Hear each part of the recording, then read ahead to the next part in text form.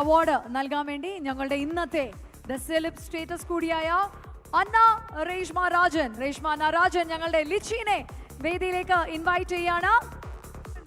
ലിച്ചിനെ ഞങ്ങളുടെ അന്ന രാജൻ ഞങ്ങളിവിടെ ഇതാ ഇൻവൈറ്റ് ചെയ്യുന്നു.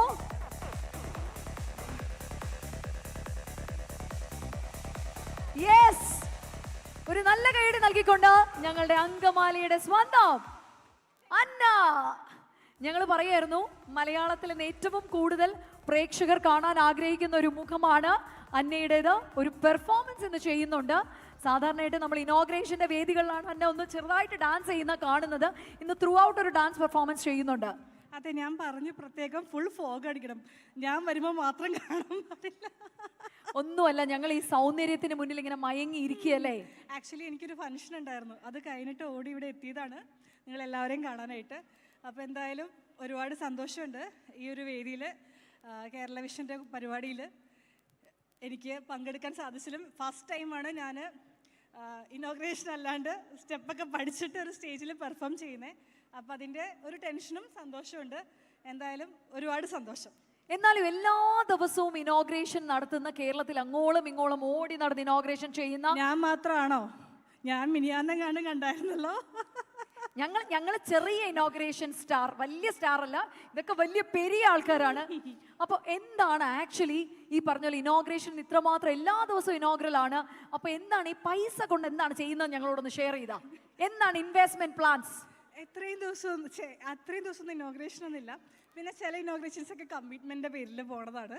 അപ്പോൾ ഞങ്ങൾ അധികം പൈസയൊന്നും മേടിക്കാറില്ല. അതെനിക്കറിയാം കേട്ടോ, കാരണം അത് പറയണം. മനസ്സറിഞ്ഞ് പോകുന്ന ഇനോഗ്രേഷൻസും ഉണ്ട്. പേഴ്സണലി അതൊക്കെ ഞങ്ങൾക്കറിയാം. പിന്നെ എനിക്കിത് ഭയങ്കര ഇഷ്ടമുള്ളൊരു പരിപാടിയാണ്.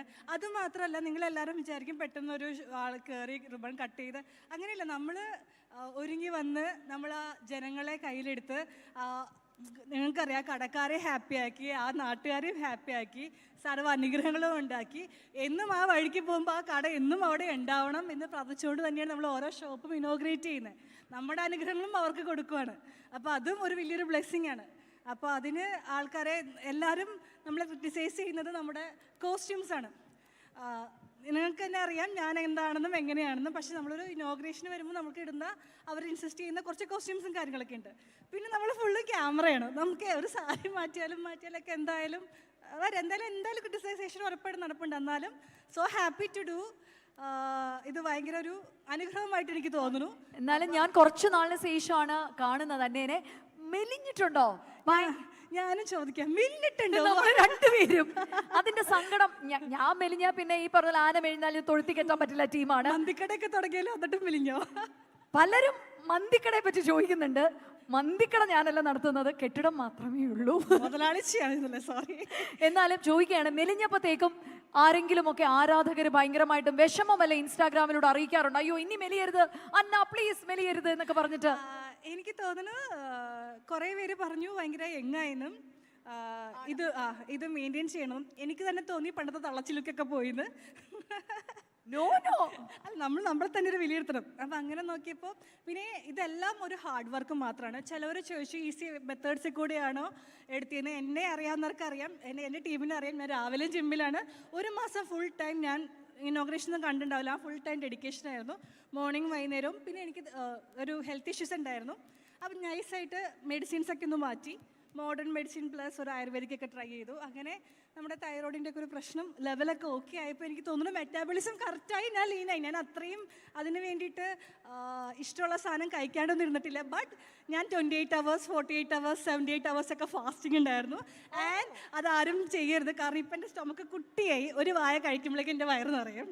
അപ്പോൾ അതാദ്യം പ്രൊമോട്ട് ചെയ്യരുത്. ബട്ട് ഇപ്പോഴും ഞാൻ ഇന്ന് ആ കൂടെ കഴിച്ചത് ഒരു സോൾട്ട് ആൻഡ് ലൈം ലെമൺ മാത്രമാണ്. ഈശ്വര, ഒരു സോഡ ലൈമിലാണോ ഇന്നത്തെ ഡാൻസ് പെർഫോമൻസ് ചെയ്യാൻ പോകുന്നത് തന്നെ?